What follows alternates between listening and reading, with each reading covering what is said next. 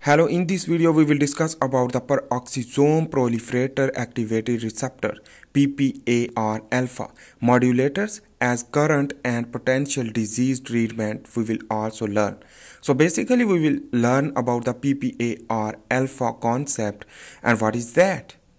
So let's begin to understand. Basically we will learn about the PPAR-alpha modulator as current and potential diseases treatment. So here we will understand the PPAR-alpha are critical sensors and regulators of lipid. Remember, and they are able to promote endothelial nitric oxide synthase activation, which that will lead to regulate immunity and inflammation response and affect proliferation and differentiation of cancer cells. So that is why it is basically trigger the proliferation and differentiation of cancer cell. So in this way we can use the antagonist of PPAR alpha as well as agonist for prevention of the cancer disease as well as other problem. So the PPRA-alpha is a nuclear hormone. We will also learn about the type of PPAR-alpha, but here is you can understand the PPAR-alpha is a nuclear hormone. Nuclear hormone means, nuclear hormone receptor can modulate the carcinogenesis via exerting effects on one or several characteristics pathological behavior of cancer. So in this way, this is the receptor are present in the nuclear membrane. This nuclear receptor basically is known as a PPAR alpha, which that is basically used for the give the response via transcription. So the PPR alpha agonist and antagonist can tackling the cancer. So what is the cancer? First of all, we should need to understand the cancer causing agents which that will damage the DNA, lead to oncogenes activation. After the oncogenes activation will lead to a more cyclin and CDK cyclin dependent kinase increase. So the cancer causing agent is the UV radiation, chemicals, genetics, smoking, obesity and infection. So the process of PPAR alpha we will learn about here. So first of all, we should need to understand about the major mechanism with the receptor will give that signal to the DNA for transcription to produce that protein which that is comfortable and that is required protein for the cell. If not required, it means the oncogene activation will lead to more production of that gene which that is used for the synthesis and the replication as well as cell division, which that can cause the rapid cell division will lead to cause cancer because the repair of the DNA will impossible. So the membranous receptor like insulin receptor, growth hormone receptor, and insulin like growth factor receptor are present in the plasma membrane when bind as a ligand, growth hormone or other which that give the signal to the nucleus containing DNA and lead to transcription. For example, the excessive ligand will lead to oncogene activation. But in this case, here is the nuclear receptor PPAR-alpha, PPARS, basically alpha and gamma as well as beta and delta, which that is also function for the transcription of the DNA. But their differentiation we will discuss. So the peroxisome proliferator activated receptors PPAR-alpha are members of three ligand inducible transcription factors which belong to the nuclear receptor superfamily. So the PPARs play an important role in regulating the expression of a variety of genes regarding the metabolic homeostasis of glucose and lipid, adipogenesis and inflammation regulation. So in this way, this is basically the obesity will involve the metabolic homeostasis maintenance of glucose and lipid. It means the diabetes due to the PPAR can be regulate and In this way, here you can see the PPR-alpha play an important role in regulating the expression of variety of genes regarding the metabolic homeostasis of glucose and lipid. Adipogenesis also occur. In this way, the adipogenesis means the obesity can increase and regulate, and inflammation regulation. So in mammals, the PPAR type is the sub PPAR alpha and subtype of PPAR gamma and beta and delta.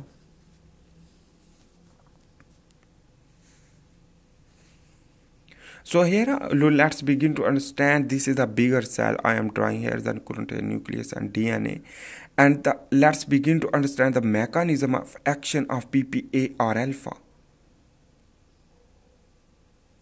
So the plasma membrane contain a lipoxygenase cyclooxygenase enzyme. So remember, this is used for the oxidation. So oxidations because oxygenase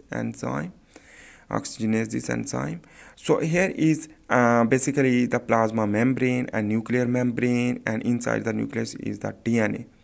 This is, for example, the adipose tissue, and diet and sugar will increase the fatty acid when the lipolysis will occur.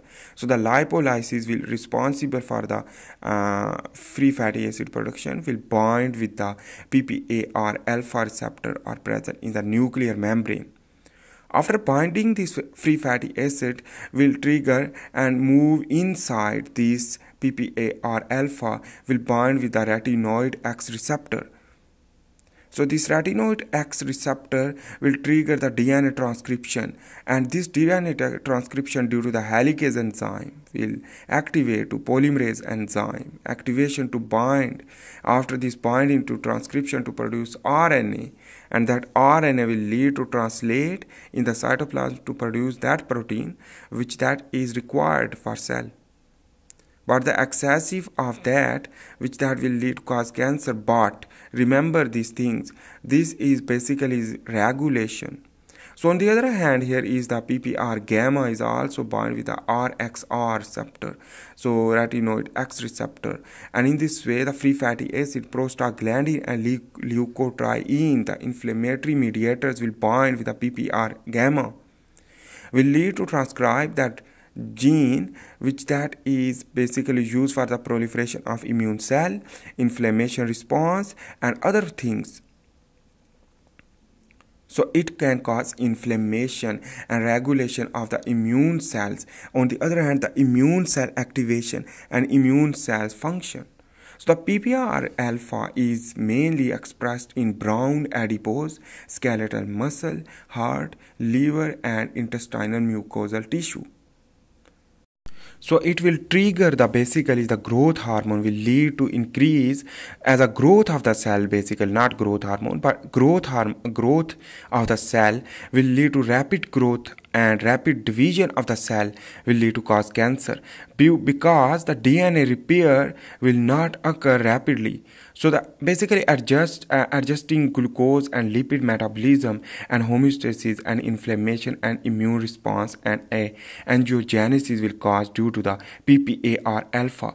During the fasted state it will be expressed, and in this way that it will be expressed will lead to grow. But remember, when we will eat food, the increase of the fatty acid will also trigger the PPR alpha will lead to cause the expression of that genes will lead to grow. But the apoptosis will also trigger by this PPR alpha. So therefore, due to the vital metabolic modulating roles and excellent drug ability of PPR alpha, so PPR agonist antagonists have been employed for the therapy of a number of diseases such as diabetes, cardiovascular disease, obesity and cancer and other metabolic disease. For example, it decreases the obesity because the adipose tissue basically degrade will lead to produce the fatty acid. After the fatty acid production, basically fatty acid production will increase the PPR-alpha triggering. After the triggering of the PPR-alpha will produce that genes which that is used for the obesity decrease like hormone sensitive lipase enzyme production more for the more lipolysis. So the decrease of the obesity through agonist use as a agonist therapy, PPR therapy. So in summary, the main mechanism of PPR that lipid and immunity regulation lead to apoptosis of cancer cell and apoptosis of cancer cell, because when it will be basically it trigger the apoptosis also. On the other hand, remember that is a lot of knowledge which that is I am not addressing you, but you can understand.